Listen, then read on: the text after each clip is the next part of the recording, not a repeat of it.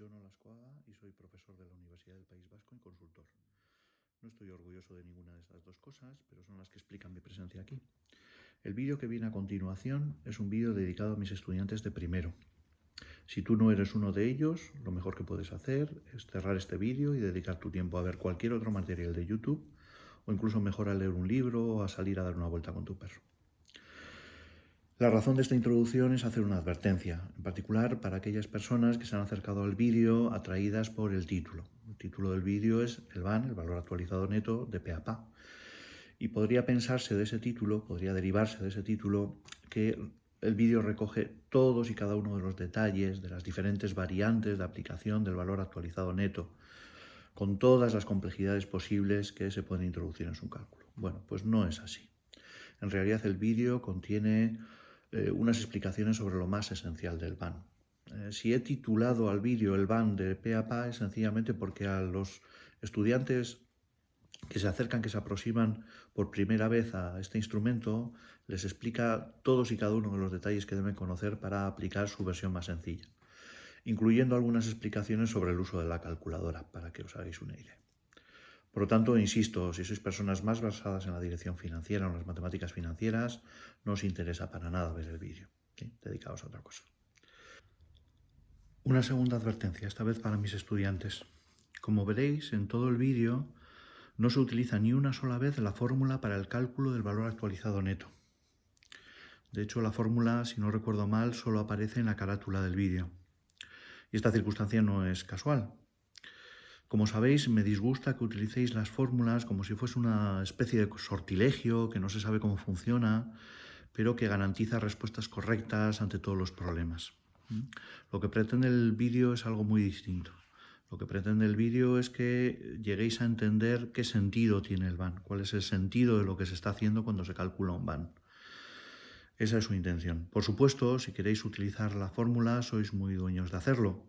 Pero recordad también que si erráis al aplicarla, la responsabilidad va a ser enteramente vuestra.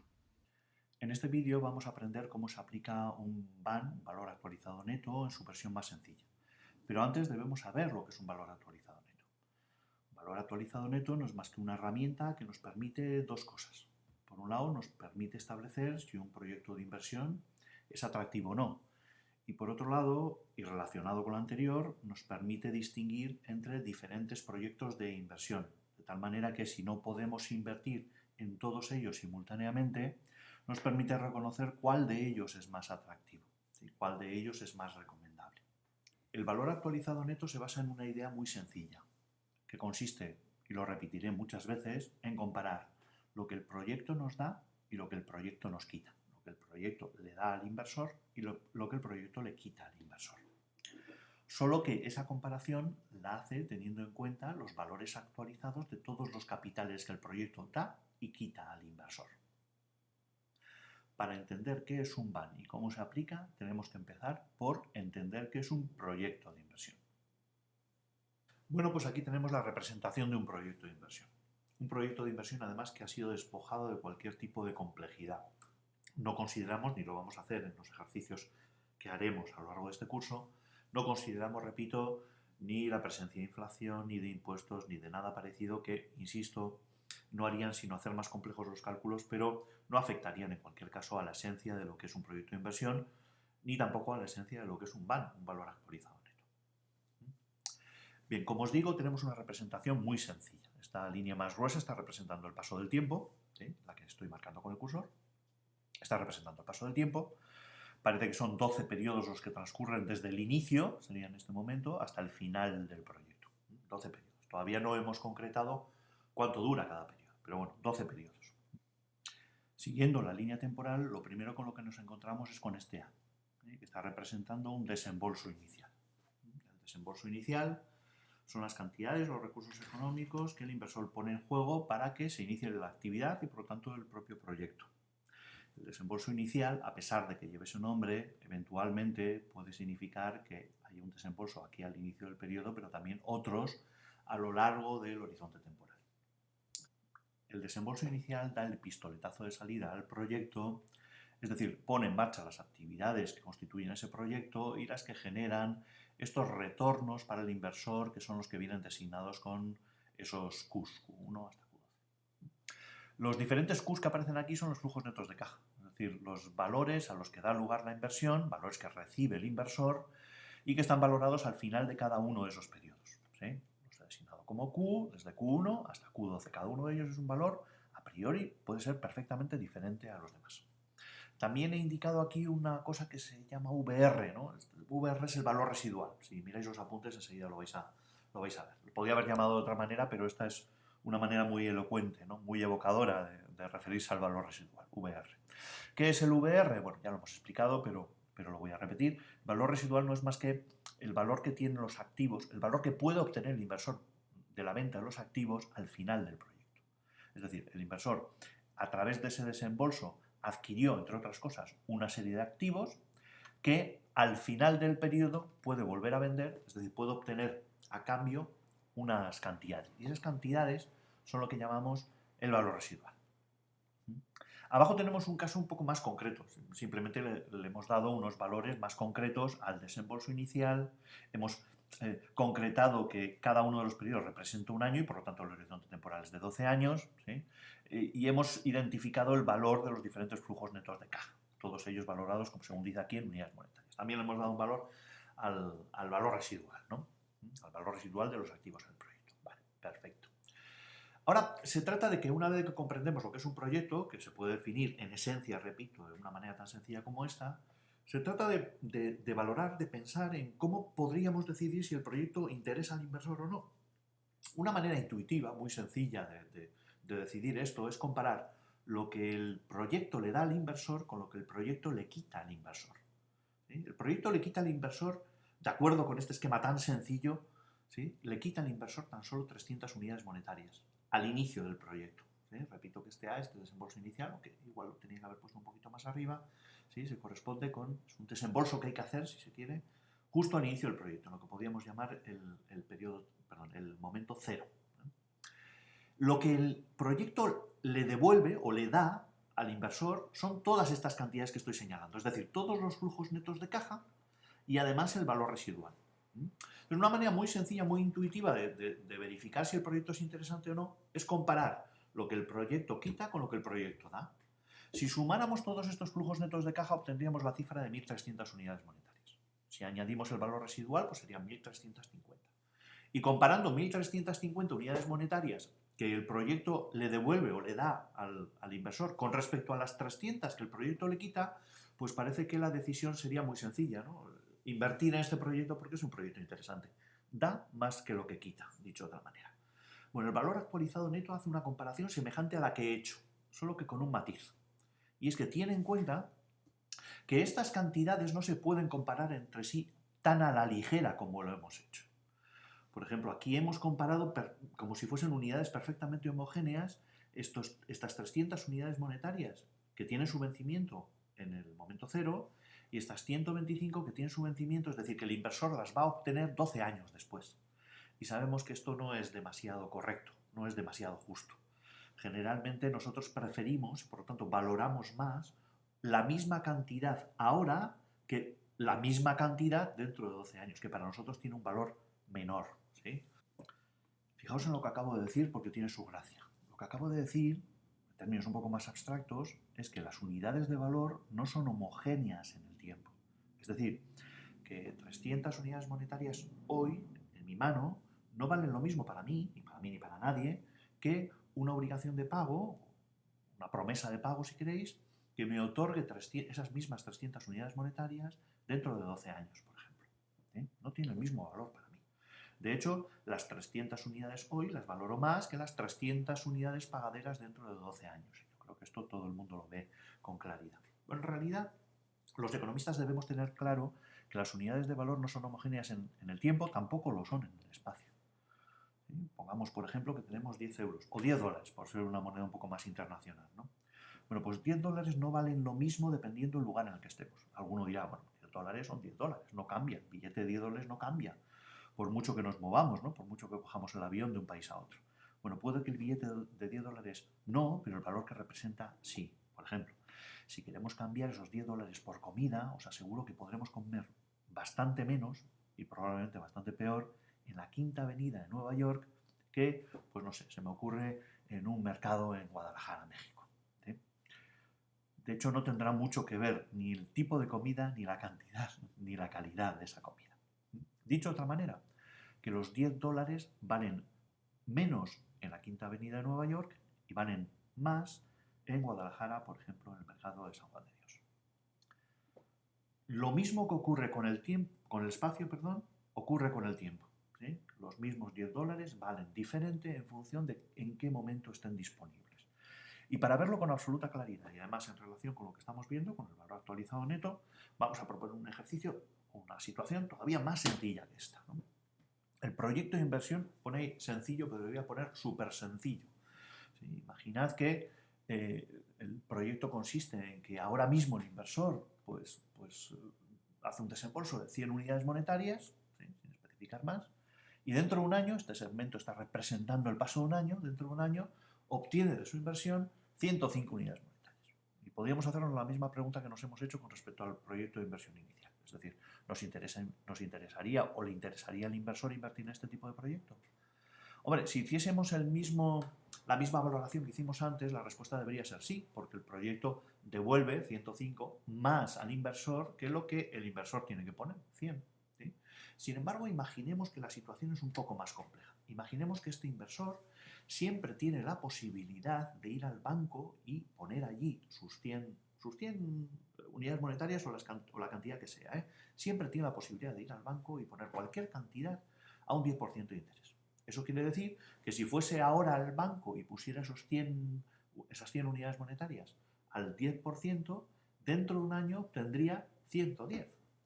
Si estas fueran las condiciones en las que este inversor está decidiendo, para él, pensadlo bien, para él 100 unidades hoy son equivalentes a 110 dentro de un año. ¿Sí? Porque, insisto, este inversor tiene siempre la posibilidad de ir al banco, poner su dinero en el banco y recibir ese 10% de interés. Repito, en este caso podemos cuantificar esa equivalencia financiera. Podemos decir, 100 unidades hoy, disponibles hoy, son equivalentes financieramente a 110 unidades dentro de un año en estas condiciones en las que actúa el inversor. Es decir, cuando el inversor siempre tiene la posibilidad de irse a un banco, poner dinero y recibir un 10% de interés. Lo mismo sucedería, no quiero que penséis en que es el tipo de interés que pagan los bancos que generan este efecto. Lo mismo sucedería si este inversor tuviera siempre la posibilidad de coger esas 100 unidades monetarias y dedicarlas a su actividad ordinaria. ¿Sí? Imaginad que este proyecto de inversión sencillo es un proyecto de inversión, implica unas actividades diferentes de las que el inversor realiza habitualmente, ordinariamente. Ordinariamente puede tener una empresa y en esa empresa por cada euro que invierte obtiene 20 céntimos anuales. ¿Sí? Tiene un 20%. Bueno, pues si ese es el caso, la equivalencia financiera se plasmaría de esta manera. Para ese inversor en concreto, 100 unidades monetarias hoy serían equivalentes a 120 dentro de un año. ¿Sí? La equivalencia financiera, repito, se plasmaría de esa manera. 100 unidades hoy sería equivalente a 120 unidades dentro de un año.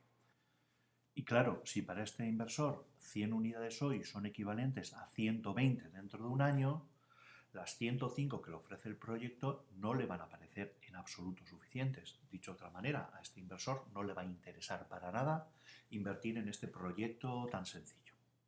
Bien, lo que vamos a hacer ahora es revisar cuáles son las operaciones matemáticas que están detrás de este concepto de equivalencia financiera. Es decir, vamos a aprender a calcular equivalentes financieros a un valor de un capital determinado. ¿Sí? Y empezamos quizá por lo más sencillo, de cierto modo algo que ya hemos visto. La pregunta aquí sería, si tenemos un valor actual, es decir, una cantidad de euros disponible hoy, ¿qué cantidad de euros dentro de un año sería equivalente a esa? Bueno, aquí ya lo tenemos puesto 110, pero vamos a ver cómo se calcula. ¿Sí? Siempre bajo el supuesto de que este inversor o cualquier otra persona tiene la posibilidad de irse al banco, depositar allí esos 100 euros y obtener un 10% anual por ellos. ¿Sí? Bueno, pues lo que este individuo o cualquier otro va a considerar equivalente a esos 100 euros originales será la cantidad que el banco en esas condiciones le entregue dentro de un año. ¿Qué cantidad le entregará dentro de un año? Bueno, pues le entregará, en primer lugar, le devolverá los 100 euros que constituyeron su depósito y además le pagará unos intereses. los intereses eran 100 por el tipo de interés aplicado. El tipo de interés, generalmente, por lo menos en términos coloquiales, lo solemos expresar en términos de tanto por ciento. Aunque para los cálculos siempre es conveniente utilizar tantos por uno. Hace todo más sencillo. ¿Sí? Recordad que un 10% anual, en términos de tanto por uno, es 0,1. ¿Vale? Luego aquí tenemos 100 más 100 por 0,1. O dicho de otra manera y sacando factor común, 100 por 1 más 0,1. O dicho de otra manera, 100 por 1,1. Es decir, 110. ¿Sí? Vamos a ir a un cálculo un poquitín más complejo, nada del otro mundo, que consistiría en calcular, de la misma manera que hemos hecho antes, un valor equivalente para 100 euros actuales, solo que en este caso, ese valor que queremos que sea equivalente es entregable dentro de 2 años. ¿Sí? Es decir, ¿qué capital entregable dentro de 2 años es equivalente a 100 euros hoy? Es la pregunta que nos estamos haciendo. Y haciendo el mismo juego, pues pensamos en cuánto nos daría ese banco, que nos da un 10% anual dentro de 2 años por nuestra imposición de 100 euros hoy. ¿Sí? Serían, al final del primer año, esto ya lo hemos visto antes, serían 100 por 1 más i, es decir, 100 por 1,1, aquí 100 por 1 más i, y terminado ese año podemos tomar el dinero y volver a invertirlo en las mismas condiciones, con lo cual tendríamos otra vez 100 por 1 más i por 1 más i. O dicho de otra manera, tendríamos 100 por 1 más i al cuadrado. Bueno, fijaos en que lo que hemos hecho en estas dos situaciones es calcular un capital futuro equivalente a 1 en el presente dado, ¿sí? 100 euros. ¿Sí? Y fijaos en los resultados que hemos obtenido. Si queremos calcular un capital futuro dentro de un año equivalente a 100 euros hoy, tenemos que multiplicar por 1 más i, el capital que tenemos disponible. Si el capital que queremos calcular está alejado de 2 periodos, entonces debemos multiplicar entre 1 más i al cuadrado. ¿Sí? Si tuviéramos 3 periodos de separación, a nadie se le escapa que tendríamos que multiplicar por 1 más i al cubo y así sucesivamente. Dicho de otra manera, que podemos establecer de manera más general una fórmula de capitalización que nos permite calcular, repito, esta es la idea importante, nos permite calcular un valor futuro, ¿sí? Futuro, ¿cómo de futuro? Pues separado por n años del momento actual en el que tenemos disponible 100 euros, ¿no? Un capital futuro que sea equivalente a este capital presente dado, ¿sí? A estos 100 euros disponibles hoy. Esto es lo que nos estamos preguntando. Y la forma de calcular ese capital futuro equivalente a los 100 euros hoy es tomar los 100 euros hoy, aquí de sub 0, y multiplicarlo por 1 más i elevado a n. Ahora, lo interesante para lo que estamos tratando de estudiar aquí, que os recuerdo que es el valor actualizado neto, ¿sí? Y cómo se aplica, es que esta fórmula se puede manipular un poco para hacer el procedimiento contrario, ¿sí? Para hacer el cálculo contrario. Es decir, si con este procedimiento de capitalización calculamos un capital futuro equivalente a 1 presente dado, mediante la actualización lo que vamos a calcular es un capital presente equivalente a 1 futuro conocido. ¿Sí? Repito, lo que vamos a tratar mediante la actualización es calcular un capital actual equivalente a 1 futuro conocido. ¿Sí? Que es lo que nos va a interesar precisamente para hacer esa comparación, el seno del valor actualizado neto en términos homogéneos. ¿Cómo se hace ese ejercicio de actualización? Bueno, pues ahora que conocemos cómo se hace el ejercicio de capitalización, no hay más que, entre comillas, darle la vuelta. Es decir, aquí tenemos el capital futuro y aquí el capital presente. ¿Lo veis, no? ¿Sí? Para calcular el capital futuro equivalente a 1 presente dado, multiplicamos por 1 más i elevado a n. Para calcular el valor equivalente presente a 1 futuro dado, llevamos todo este factor dividiendo al otro lado de la ecuación y ya hemos resuelto el ejercicio. Dicho de otra manera, para calcular el valor presente c sub 0 equivalente a un cn conocido, no le ponemos un valor, pero imaginad que es conocido, por ejemplo 1000 euros, lo que tenemos es que tomar ese valor conocido, por ejemplo esos 1000 euros, y dividirlos entre 1 más i, 1 más k en general, pero bueno, ahora lo explico, elevado al número de periodos que van desde el momento actual hasta el momento en el que tiene su vencimiento, en el que está disponible ese capital futuro conocido. ¿Sí? Y esta fórmula debéis recordarla. Además, no es de muy difícil recuerdo, se puede recordar muy fácilmente porque es la que vamos a utilizar para aplicar en el BAN. Vamos a ver cómo lo hacíamos. Este era el ejercicio que teníamos antes. Y decíamos antes, en el inicio del vídeo, y decíamos antes que una manera de comparar lo que el proyecto nos da y lo que el proyecto nos quita es simplemente sumando todo lo que nos da, que son estas cantidades que estoy señalando, los flujos netos de caja, más el valor residual, ¿sí? en este caso son 1.350 euros, y compararlo con lo que el proyecto nos quita, que son 300. Pero decíamos, uy, igual la comparación no estamos haciéndola adecuadamente, puesto que este 200 que tenemos aquí, por ejemplo, tiene su vencimiento dentro de 3 años. Y todavía más claro, este 125 tiene su vencimiento dentro de 12 años. Es decir, que el valor equivalente hoy a 125 dentro de 12 años sabemos que es un valor bastante menor que 125. Lo que va a hacer el BAN, por eso se llama valor actualizado neto, es seguir un poco con la intuición de que se deben comparar lo que el proyecto da y lo que el proyecto quita, pero en términos siempre actualizados. Y eso exige que tomemos cada uno de los valores que aparece en el BAN, por ejemplo, cada uno de estos flujos netos de caja, y los actualicemos. Y de ahí el interés de la fórmula de actualización que acabamos de ver. Por ejemplo, vamos a tomar este primer valor, este primer flujo neto de caja, que como veis está separado del inicio del proyecto por un único periodo, por un único año. Tomamos este valor y lo queremos actualizar. ¿Cómo lo actualizamos? Fijémonos primero en la notación. Voy a llamar Q sub 1, 0 al valor en 0 actualizado, es decir, valorado al inicio del proyecto, del primer flujo neto de caja, de Q1, que es 50. ¿Cómo actualizo esos 50? Pues cojo los 50 y los divido entre 1 más, vamos a seguir suponiendo que la tasa de descuento sigue siendo el 10%. 1 más 0,1 elevado al número de periodos que separan el inicio del periodo y el vencimiento de ese capital, que en este caso es 1. Y el resultado es 45 unidades monetarias valoradas al inicio del proyecto. Bien, algún alumno un poco más puntilloso se habrá dado cuenta de que aquí estoy utilizando un K y no un I. Bueno, recordad que en mis explicaciones anteriores he dicho que vamos a jugar con el hecho de que, bueno, las circunstancias operan de tal manera que cualquier inversor puede depositar un dinero en el banco y recibir un interés del 10%. Pero también antes os dije que a efectos de la equivalencia financiera era lo mismo que, por ejemplo, este inversor tuviera la posibilidad no de poner el dinero en un banco, sino de invertir en su negocio corriente y obtener pues, un 10, o un 15, o un 20 o un 5%. ¿De acuerdo? Dicho de otra manera, los términos en los que se establece la equivalencia financiera dependen de un factor de actualización al que vamos a llamar K, que en algunos casos se concretará en un tipo de interés, otros casos en un coste de oportunidad de utilización de capital o lo que fuera. ¿Sí? En los ejercicios, pues esto se va a traducir en que la tasa de actualización que tenéis que utilizar para actualizar valores, pues va a venir dada de alguna manera. ¿Sí? O se os va a dar algún tipo de información que os permita determinar cuál puede ser. Por ejemplo, se os puede hablar en general y sin que tengáis otra información de los tipos de interés corrientes en el periodo en el que se lleva a cabo la inversión, por ejemplo. Y eso os puede servir como referencia de a qué tasa tenéis que actualizar los valores futuros. ¿Sí? Y en otros ejercicios pues se os dará otra tasa o se os dirá directamente, y esto es lo más habitual, qué tasa de actualización tenéis que aplicar y punto.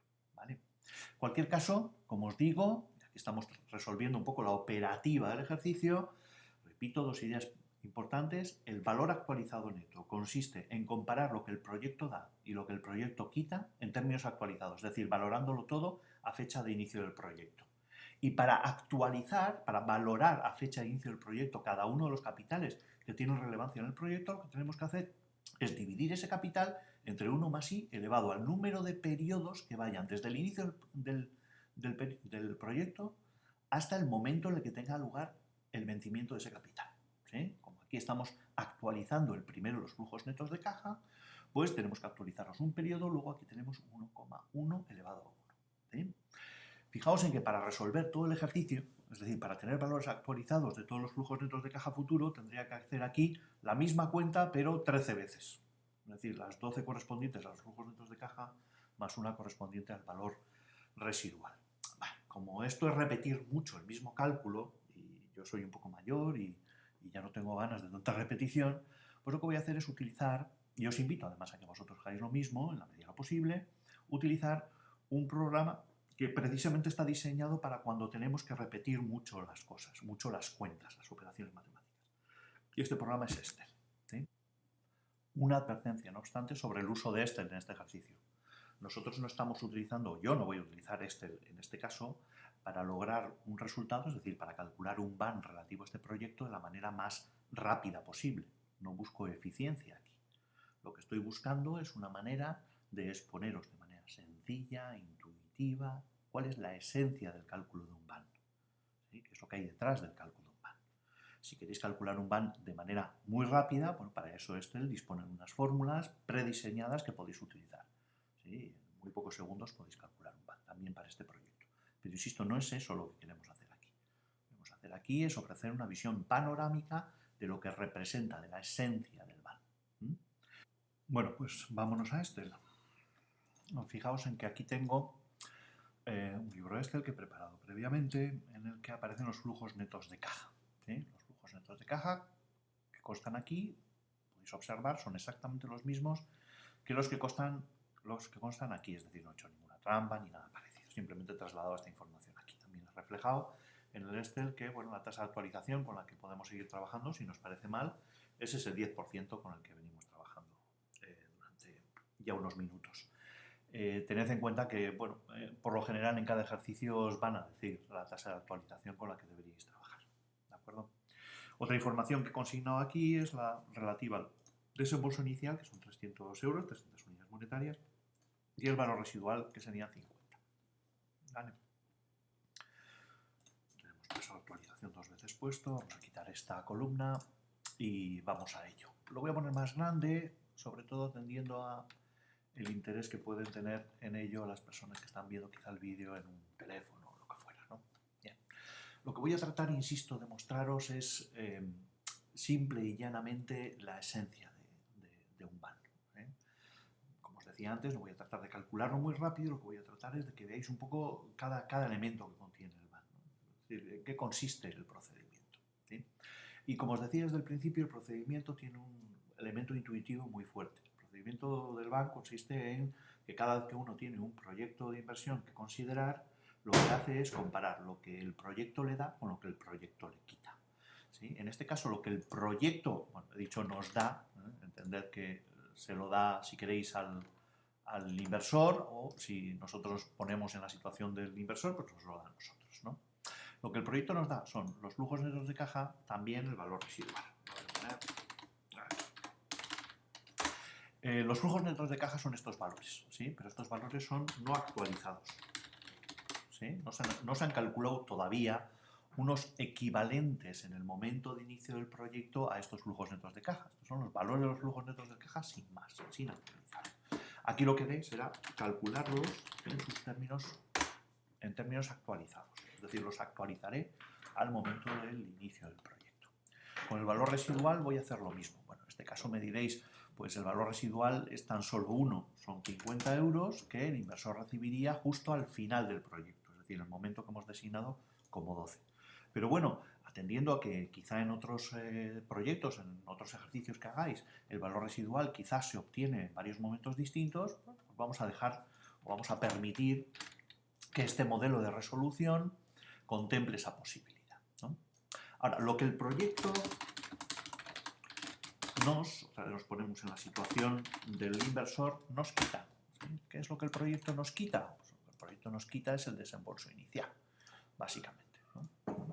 El desembolso inicial. ¿Eh? Y el desembolso inicial, aunque ahora mismo os parezca una tontería, también se puede expresar en términos no actualizados y en términos actualizados. El desembolso inicial, en este caso, es una única cantidad por 300 euros, 300 unidades monetarias, ¿sí? Que hay que entregar, que hay que poner, que el inversor debe poner justo al inicio del proyecto. Claro, en términos actualizados y en términos no actualizados el valor es el mismo, ¿sí? Porque 300 euros al inicio del proyecto equivale a 300 euros al inicio del proyecto. Por tanto, os puede parecer que es una tontería que yo abra esta columna, pero claro, insisto, en otro ejercicio diferente en el que los desembolsos no sean uno sino varios y tengan lugar en momentos distintos, el plantear las cosas de este modo os va a facilitar un poco el entendimiento de lo que estáis haciendo, ¿eh? Vamos ahora con la fórmula de la actualización. Recordad que para actualizar un valor, aquí voy a tratar de establecer una fórmula que me permita actualizar el valor que está justo en la celda a la izquierda, inmediatamente a la izquierda de aquella en la que estoy poniendo la fórmula, ¿vale? Entonces lo primero que hago es tomar ese valor. Alguno me dirá, es cero, no tiene sentido. Bueno, bien, lo importante ahora es que diseñemos correctamente la fórmula, porque si la diseñamos correctamente después la vamos a poder copiar en cualquier lugar y seguir haciendo su trabajo correctamente. Entonces repito, para actualizar un valor, se toma ese valor, lo que acabo de hacer, y se divide entre 1 más el factor, perdón, la tasa de actualización, que es el 10%, 0,1. ¿Sí? Repito, vamos a tratar de diseñar bien la fórmula para que nos sirva, la traslademos a un lugar o a otro. Y para eso necesito que este valor, Excel siempre trabaje con él, siempre trabaje con el 10%. Y con ese motivo lo que voy a hacer es fijar esa celda. Se fija en un PC dándole al F4 y en un Mac, que es lo que yo tengo, dándole a Control T. ¿Vale? Y fijamos esa celda. Esto quiere decir que cuando traslade la fórmula a la derecha o hacia abajo, Excel seguirá trabajando con la casilla B21, que es donde está la tasa de actualización. ¿De acuerdo? ¿Bien? Bien, ahora, todo esto, es decir, 1 más la tasa de actualización, lo vamos a elevar. Para elevar ponemos este sombrerito, y perdonadme los que sabéis un poco más de Excel, que bueno, me exprese con tal grado de detalle, pero igual hay personas que no conocen esto. Entonces utiliza este sombrerito para elevar a cualquier valor. ¿Sí? En este caso, estoy actualizando un valor que tiene su vencimiento al inicio del periodo, Y por tanto, como entre el inicio del periodo y el inicio del periodo no transcurre ningún tiempo, tengo que elevar a 0. ¿Sí? No voy a poner 0, sino que lo que voy a hacer es señalar esta casilla de aquí, para que cuando yo traslade la fórmula más abajo, Excel vaya cogiendo consecutivamente el 1, el 2, el 3, el 4, el 5 y así sucesivamente. ¿Sí? Cuando yo traslade la fórmula a la derecha, no quiero que me vaya cogiendo estos valores que estoy señalando, ¿sí? Sino que quiero que siga en la columna A. Y por lo tanto lo que voy a hacer es fijar la columna aunque deje libre la fila. ¿Sí? ¿Cómo se consigue esto? Bueno, pues en un ordenador normal, en un PC, pues le tenéis que dar F4. La primera vez os fija toda la celda, la segunda vez os fija solo la fila, y la tercera vez que le deis os fijará solo la columna, que es lo que queremos aquí. ¿De acuerdo? ¿Sí? Por cierto, no sé por qué, en algún momento he sustituido el término más, perdón, la potencia por el término más. ¿Sí? Lo corrijo ya. ¿Sí? Pues insisto, lo que hemos hecho aquí es simplemente utilizar las posibilidades que nos ofrece Excel para diseñar una única fórmula que nos va a valer para repetir las operaciones tanto como queramos.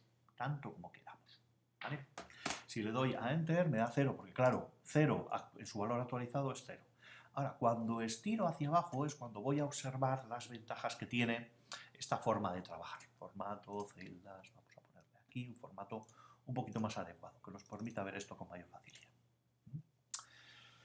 Bien, es cuando estiramos, como os digo, la fórmula, cuando podemos ver un poco lo que hemos hecho, ¿no? Lo que hemos hecho es, cada uno de estos valores que estoy señalando lo hemos actualizado. Justo a la derecha está su valor actualizado. ¿Sí? Fijaros que cuando tenemos un valor que dista del inicio del proyecto, su vencimiento dista del inicio del proyecto tan solo un periodo, la actualización es pequeña, 50 pasa a 45. Cuando tenemos un valor que dista 12 años, nada más y nada menos, del inicio del periodo, la actualización tiene un efecto mayor. De 125 pasamos a 40, lo cual pues parece razonable, ¿no? Parece y es razonable. Bien, seguimos con las ventajas de haber formulado, de haber diseñado esa fórmula, ¿no? De manera tan general. Podemos poner aquí para los valores residuales y en un periquete estamos actualizando el valor residual, que ya sé que es solo uno, pero que podían ser más. Y de la misma manera nos ponemos aquí y actualizamos también todos los desembolsos que tengamos que hacer. Y repito, ya sé que en este caso en particular solo tenemos un desembolso. Y además su actualización es muy sencilla, porque como el desembolso se produce al inicio del periodo, su valor al inicio del periodo es el mismo. ¿Sí? Lo sé, pero insisto en que cuando estas condiciones no se den, es decir, cuando por ejemplo tengamos varios valores residuales o varios desembolsos, no necesariamente iniciales, este modo de proceder nos va a suponer el mismo esfuerzo y los resultados serán igualmente buenos. ¿Sí?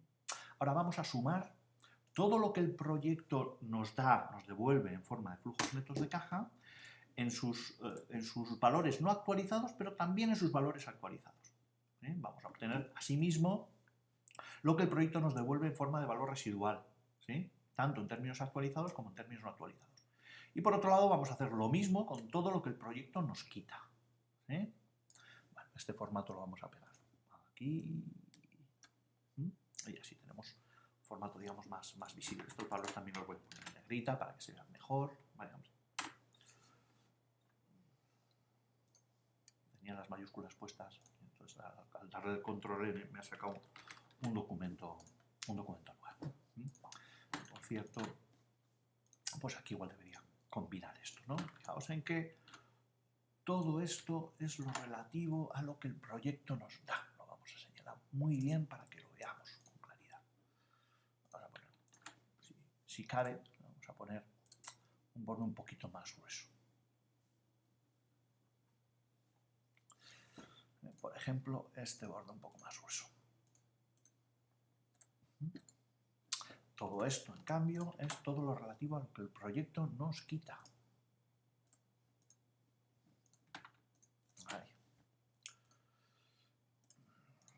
Ahí está, ¿sí? Para que lo distingáis, ¿no? Si queréis, incluso ponemos todos estos valores en azul y todos estos valores en rojo. En azul lo que el proyecto nos da, en rojo lo que el proyecto nos quita. Es que es así de sencillo. Y la jugada del BAN no se trata de aplicar una fórmula en la que no sabemos qué porcentaje tenemos que aplicar. No, no, no.